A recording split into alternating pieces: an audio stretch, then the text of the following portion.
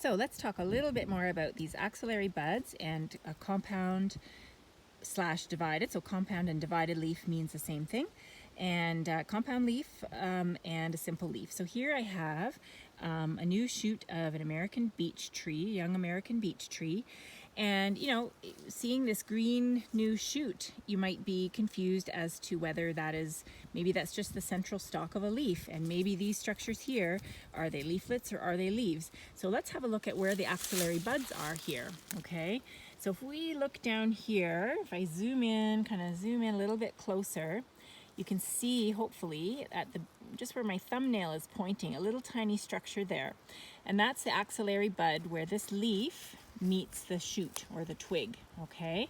So the axillary buds are there, and that indicates that that's the bottom of the leaf and that this is the leaf structure here. This flat part of the leaf we call the leaf blade, and the stalk of the leaf that joins it onto the twig is sometimes called a leaf stalk, and sometimes it's called a petiole, okay? It just depends on how technical you want to get.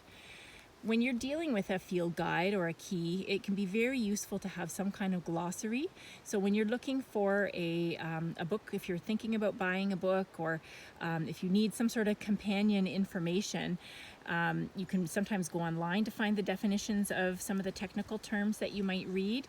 And you know, everyone feels the same challenge, because there's some really technical terms in botany and to do with tree identification. And don't worry or feel bad if you come across a term that you have no idea what it means. Just look it up, just Google it, or if you have a guidebook, sometimes they have a glossary in them that will have definitions. But so I'll just be dropping some terms here and there, but if I do mention something and you really have no idea what it means and can't find the information, please just send me an email and ask me. Anyway, we can see these little tiny buds. So this also is, you know, important to talk about a little bit, because at this time of the year, of course, the trees have just started, well, most of them are finished leafing out, or they're just about finished leafing out, especially where you guys are. Everything's a little bit behind where I am right now, but still, as you can see, pretty leafy, okay? But this time of year, sometimes things are pretty new, and the buds, the axillary buds, may not be very well developed or visible yet.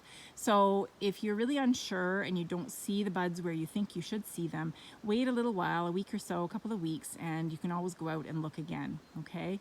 And this brings me to just one final word in this round of videos, which is that sometimes you need many different features of a tree to really be able to tell it apart from others, especially when there are several species in a genus, like the ashes, for example. It can really help to have the fruits, it can help to have the winter buds, it can help to have the leaves, but you may not have all of that at the same time, and so it may be necessary to come back you know, through the year to be able to really conclusively identify a tree.